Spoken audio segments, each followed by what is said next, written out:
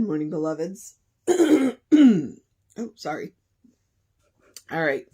I think the cold has just taken a toll on us. Like, I was out at 8:30 on the couch last night and woke up at 10 minutes after 8 this morning. So, yeah. Guess I needed the extra sleep. So, I get to go to the park tomorrow, though. So I'm super excited for that, although it's literally going to be freezing again. I think they said it's going to be like 28. We've got a plan, though, so no worries. Okay, it is January 19th. Our title is Overcoming Our Common Faults, and our author is Clara Beranger. Peace Begins at Home from 1954 from Unity. All right. Overcoming our common faults. Just what do we mean by sin? It is defined as a transgression of the divine law and an offense against God, as a violation of some religious or moral principle or of some standard of taste or propriety. Being a transgression, a violation of some law or principle, is not a thing in and of itself. Not a quality, but a lack of will or ability to develop positive qualities. It is not a principle, but a departure from a principle, which by immutable law of sowing and reaping carries within itself its own punishment. When we know a principle to be right and fail to live up to it, we are committing a sin against ourselves. It may be a comparatively minor infraction, such as yielding to the temptation to overeat, which probably harms no one but ourselves.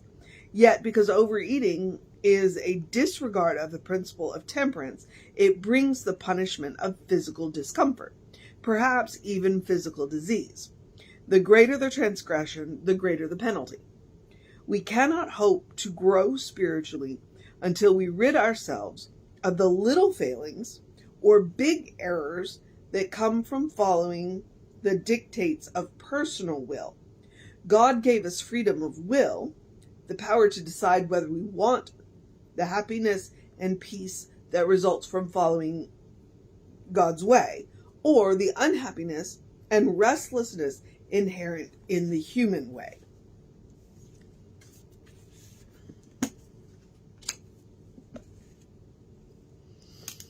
Yep, that's one of those, let me put the book down and think about it for a minute.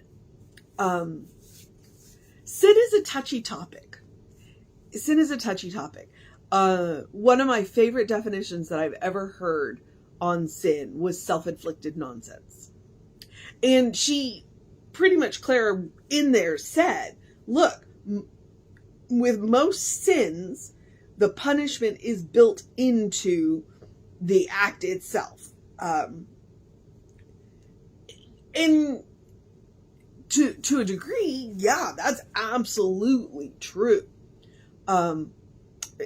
She gave the example of overeating. If you're rude to people, then people don't want to be around you. You know, the punishment is kind of built in there. Now, we can talk into the big ones, but in the end, her point was, God gave us free will. God gave us the opportunity to make the choice whether we want to follow the principles or not. And if we choose not to follow the principles, then we will reap the consequences. As she said, the principle of reaping and sowing. What you sow is what you will reap. And she said the human way. It's just really interesting that, I'm reminded of a Doctor Who episode where she, I don't even remember the whoever was writing the Matt Smith episodes. While he's not my favorite Doctor Who, that writer was pretty good. Even though I think it was Moffat, and Moffat makes me crazy. And there was a conversation between the doctor and another character, and arguably the other character was a bad person. And she said, she being the bad character said, you have so many rules. And the doctor said, good men don't need rules. You should ask yourself why I need so many rules. So it's interesting why we have so many rules. Because it's not because we're bad people. It's not because we're bad people. And I believe if we're going to talk about faith, that at the core of every living thing, so I'm going to include all of humanity, we are good. And there are a whole lot of people who do not behave good. And they do not behave good because they have been taught not to, which is a failure on the people who brought them up. But then there are a whole lot of people who behave badly because of circumstances, which again then is frequently other people who have created circumstances in which people tend to behave like that. And that's when we want to go back to Maslow's ladder. If everybody's basic needs were met, I think we would behave better. Because that core of good would be. Now, we can talk about nature versus nurture. We can also talk about hormones, actual chemicals in the brain, be they natural or be they artificial. If we're that then people can't always be blamed for their bad behavior because they have been, like drugs, okay? But then if they choose to take the drugs, but if they're, so it's a slippery slope, which I think is why we have so many rules. But in the end, do you think that they wanted the outcome that they got? So when we are dealing with people who are, let's go back to Jesus. He who is without, who is without sin cast the first stone, which means none of us should be casting stones because we all make mistakes. But we do have to hold each other to a level of principle. And if we could do it with a level of compassion, that would be great. Her argument is, do we choose to follow God's way or do we choose to follow humans' way? Is a fantastic one to a point.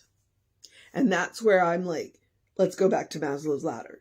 If everybody's basic needs are met, most people would choose to follow God's way. The people who don't will probably have something, I'm going to say, physically wrong with them.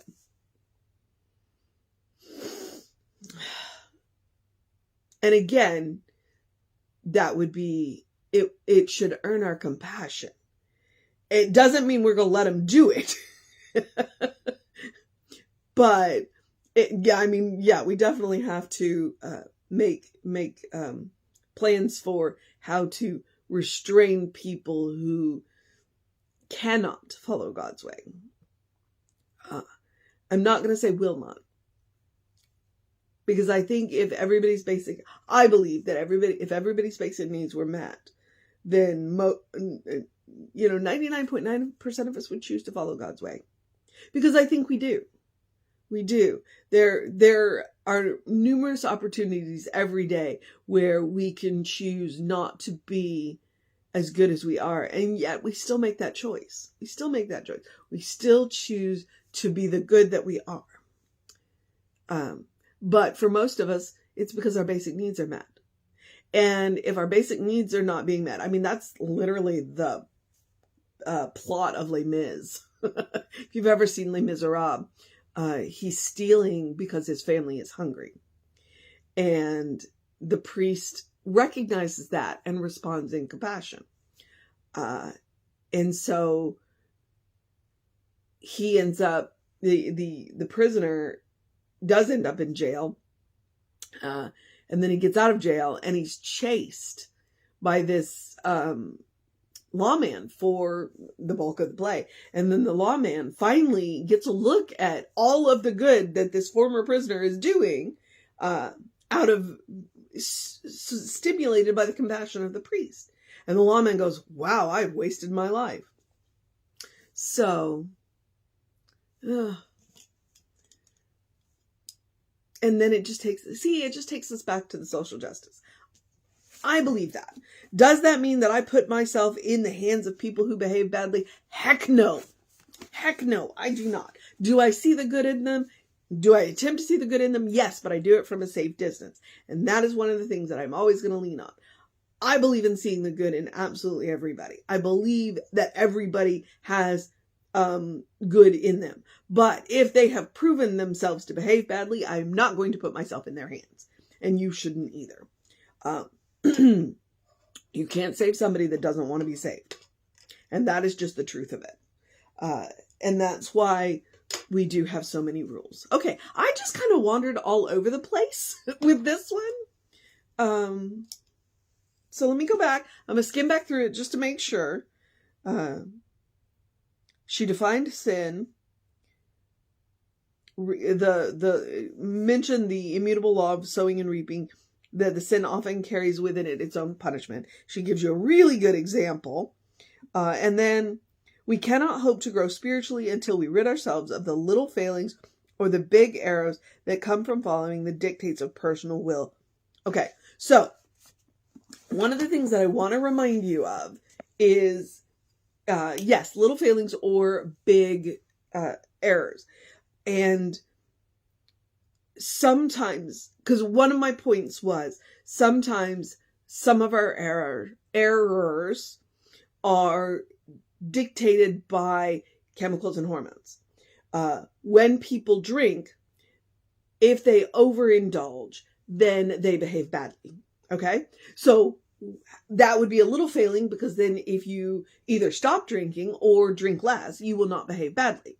But sometimes people who behave badly because their hormones, their chemicals are out of whack. I can give you a compassionate example. A pregnant woman. When she is growing that baby, her hormones surge. And sometimes she says things that do not make sense. And it's literally hormonal. Now, does she need to make amends? Yes. But we treat that with compassion. Can we not do that with all of the mental illnesses? Okay? Can we not treat all of the mental illnesses with compassion? And if we could help them better, but at least we can understand. And in situations where help is not, because, some of the mental illnesses are really hard. In those cases, then we can not make allowances, but make adjustments. And then you've got the people who, due to chemical exposures or whatever, or they just make choices, we can still deal with them compassionately. We can still deal with them compassionately because they are still beloved children of God. They are just choosing the human way over the spiritual way. And it would be nice if we could go to each person who has behaved badly and say, what is it that you needed that you didn't get that made you behave this way?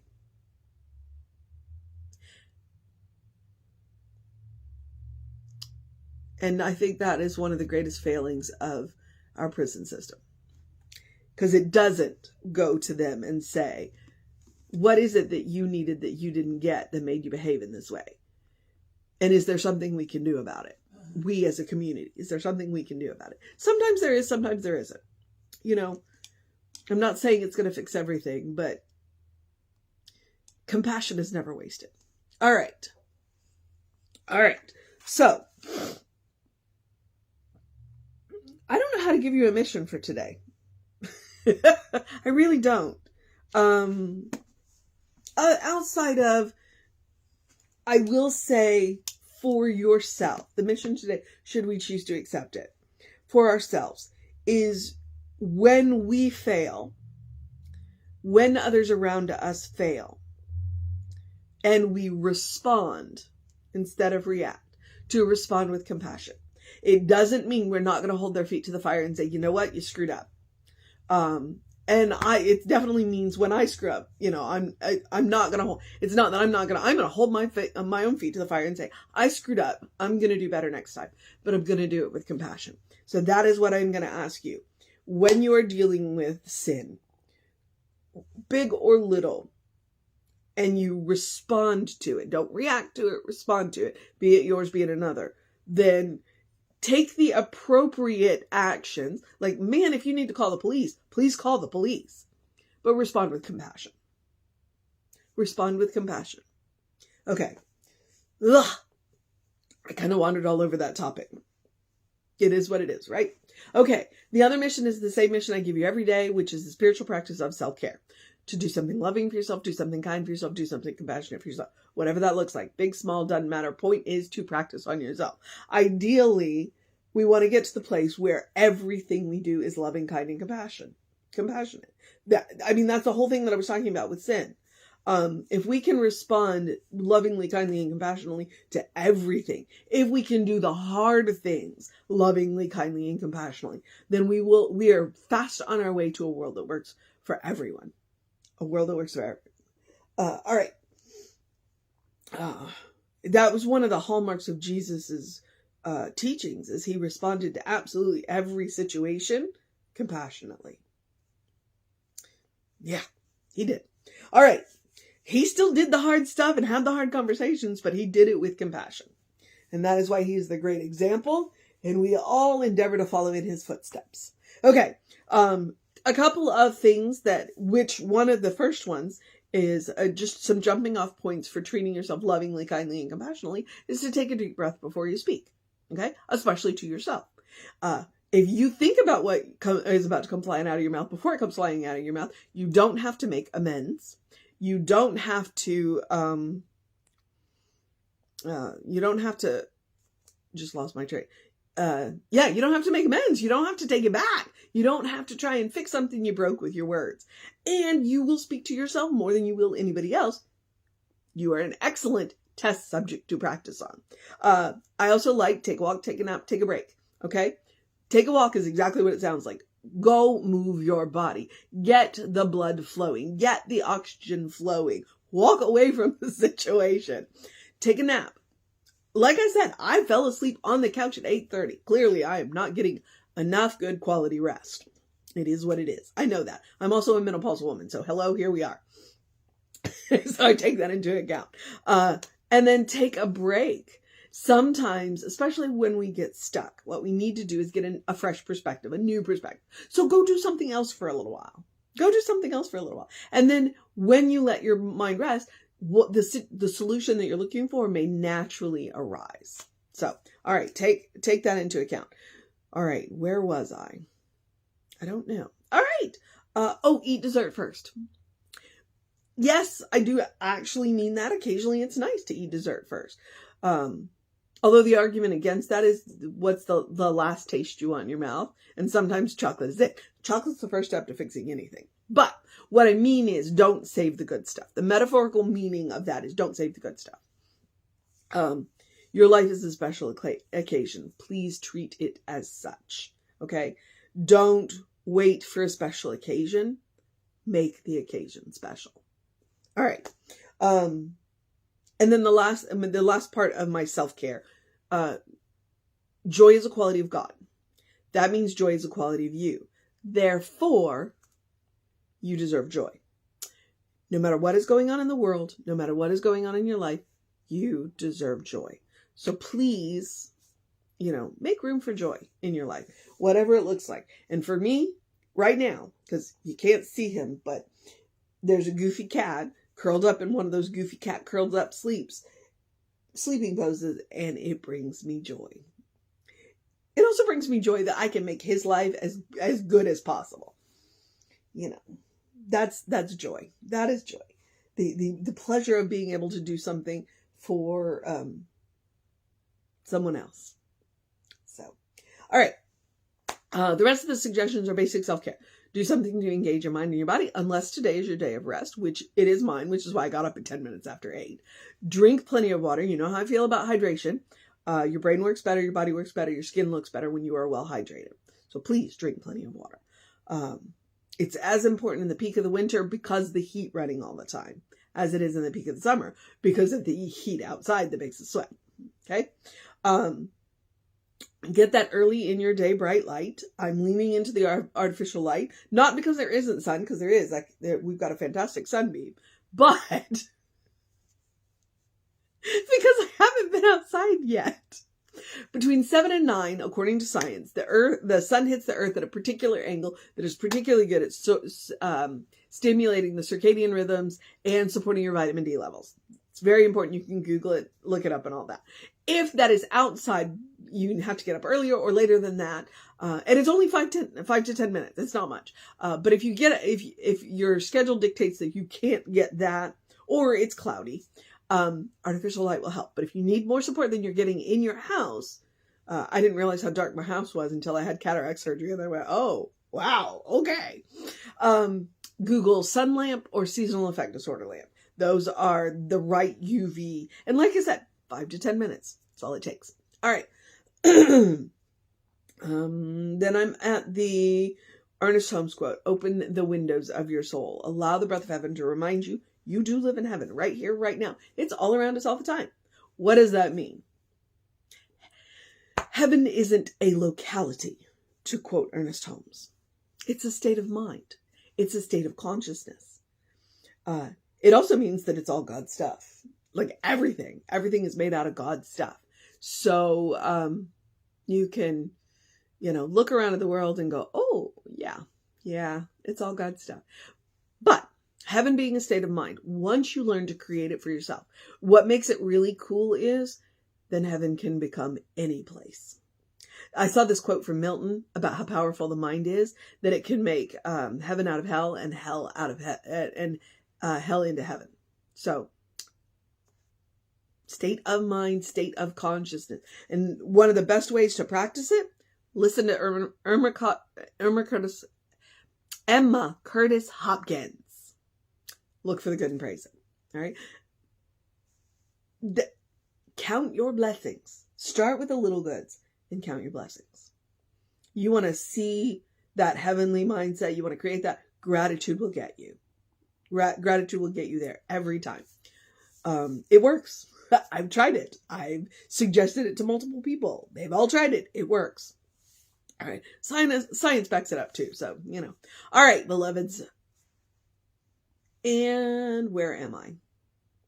Yes. Social media. Creative Life Spiritual Center, Creative Life Spark. I'm the Running Rev Ryan on the social medias that I am on.